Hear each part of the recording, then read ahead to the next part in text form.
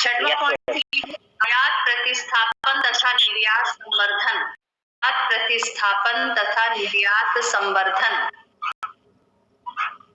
Import substitution, export promotion. Ma'am एक बार और बोल दीजिए। प्रतिस्थापन तथा निर्यात संवर्धन, आयात प्रतिस्थापन तथा निर्यात संवर्धन। आगे मैम। नेक्स्ट पॉइंट लिखिए, सातवां, पैमाने की बचतें। पैमाने की बचतें लिख लिया? Yes ma'am. ठीक है ना। आप हेडिंग डालिए, फिर हम समझाते हैं इकट्ठा। हेडिंग डालिए, भारत में सार्वजनिक क्षेत्र की कमियां। भारत में सार्वजनिक क्षेत्र की कमियां।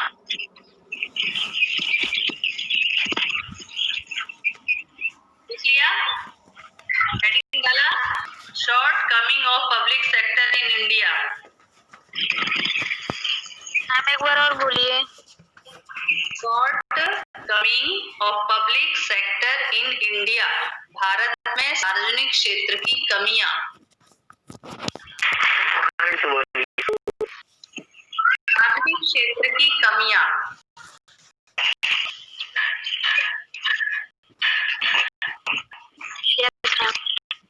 अब इसमें पहला पॉइंट लिखिए, कौन कौन सी कमियां हैं। पहला पॉइंट, भारी हानि, माउंटिंग लॉस। भारी हानि, क्या मैम? भारी हानि, माउंटिंग लॉस। सेकेंड पॉइंट लिखिए, पूर्ण क्षमता का उपयोग न होना। पूर्ण क्षमता का उपयोग न होना, अंडर कैपेसिटी यूटिलाइजेशन।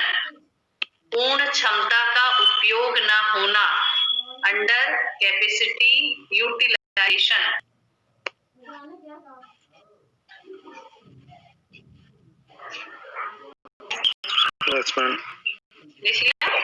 फिर तीसरा पॉइंट लिखिए, उद्योगों के स्थान निर्धारण की समस्या।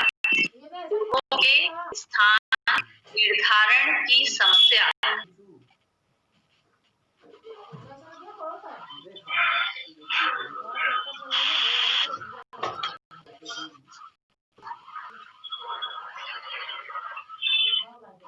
मैम एक बार और बोल दीजिए।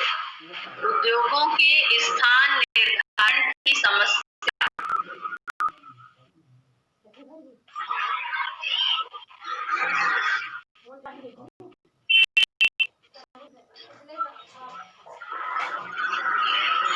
मैम निर्धारण क्या बोलिए?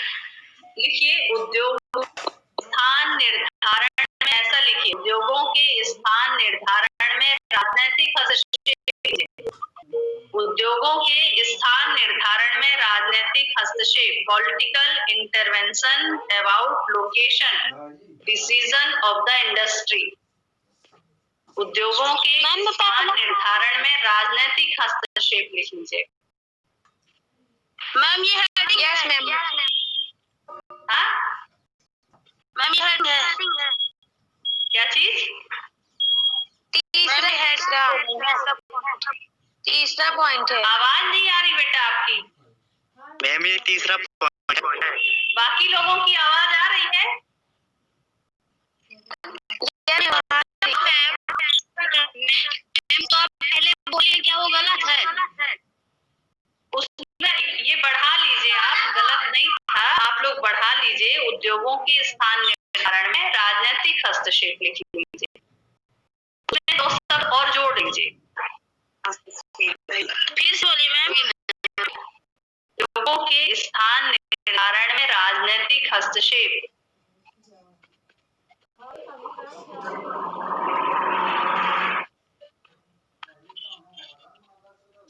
अगला पॉइंट लिखिए, उद्योगों को पूरा करने में विलंब।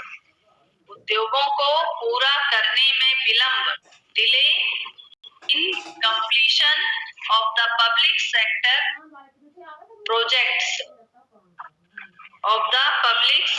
प्रोजेक्ट्स। उद्योगों को पूरा करने में विलंब।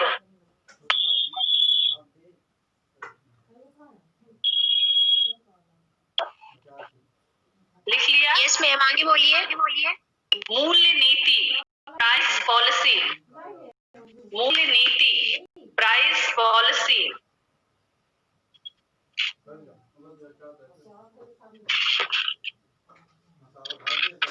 यस मैम, आगे बोलिए। फिर अगला पॉइंट लिखिए, आवश्यकता से अधिक श्रम का उपयोग। आवश्यकता से अधिक श्रम का उपयोग, excess use of manpower in comparison with actual requirement। आवश्यकता से अधिक श्रम शक्ति का उपयोग।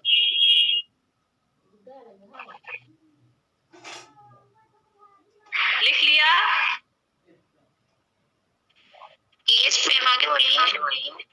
फिर अगला लिखिए, अकुशल प्रबंध, inefficient management। inefficient management, अकुशल प्रबंध।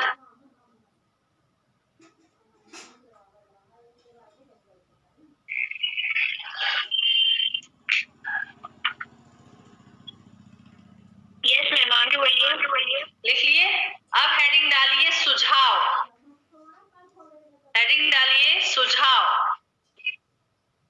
जो कमियां हैं, लिखिए, भारत में सार्वजनिक क्षेत्र की कमियों को दूर करने के उपाय। भारत, हेडिंग डालिए, हेडिंग, भारत में सार्वजनिक क्षेत्र की कमियों को दूर करने के उपाय। Measures to remove shortcoming of Indian public sector. Ma'am फिर से बोलिए। लिख लिया सबने? नो मैम, दोबारा मैम फिर से बोलिए। मैम भारत में सार्वजनिक क्षेत्र की कमियों को दूर करने के उपाय। यस मैम, हो गया।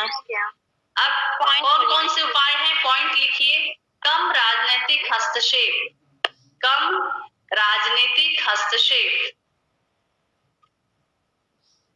कम राजनीतिक हस्तक्षेप, less political interference. Less political interference, कम राजनीतिक हस्तक्षेप। लिख लिया?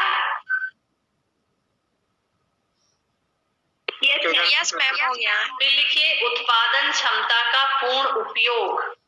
उत्पादन क्षमता का पूर्ण उपयोग, full use of production capacity.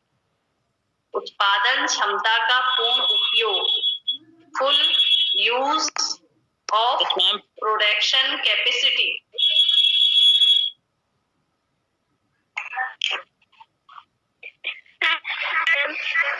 फिर तीसरा पॉइंट लिखिए, हानियों का पूरा ज्ञान, फुल नॉलेज ऑफ लॉसेस।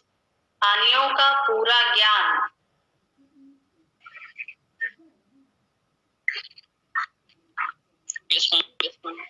फिर अगला लिखिए, उद्योग स्थापना में विलंब को दूर किया जाए। उद्योग स्थापना में विलंब को दूर किया जाए।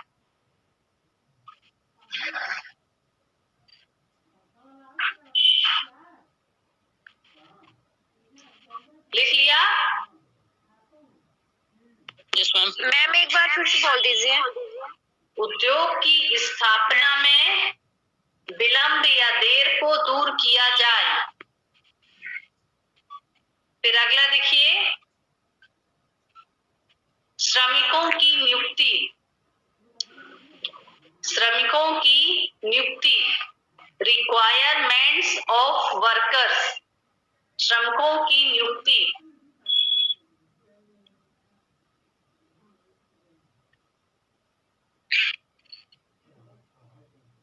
फिर अगला पॉइंट लिखिए, नेक्स्ट पॉइंट, सार्वजनिक उपक्रमों को स्वतंत्रता, सार्वजनिक उपक्रमों को स्वतंत्रता, public sector undertaking, public sector undertaking, सार्वजनिक उपक्रमों को स्वतंत्रता।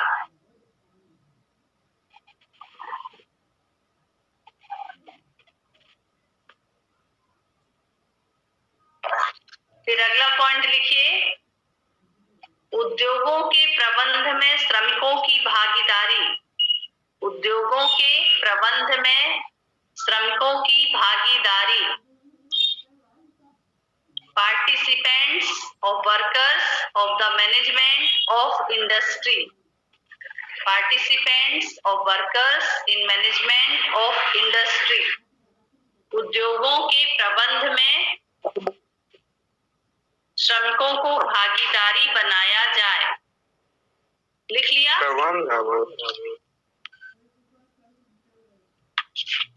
Yes ma'am.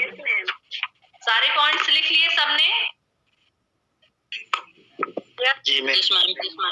चलिए अब एक एक करके हम आपको बताते हैं। Yes ma'am. सबसे पहले अपन देखते हैं कि सार्वजनिक क्षेत्र में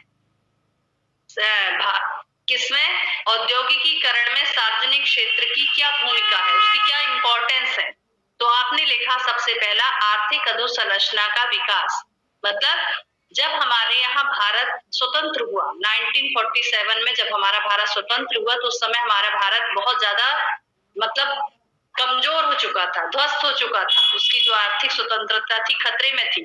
तो उस समय हमारे यहाँ बहुत सारी चीजें टूट फूट ये सारी चीजें हुई थी। तो स्वतंत्रता के बाद सबसे पहली प्राथमिकता ये दी गई कि भारत में आर्थिक अधोसंरचना का विकास किया जाए।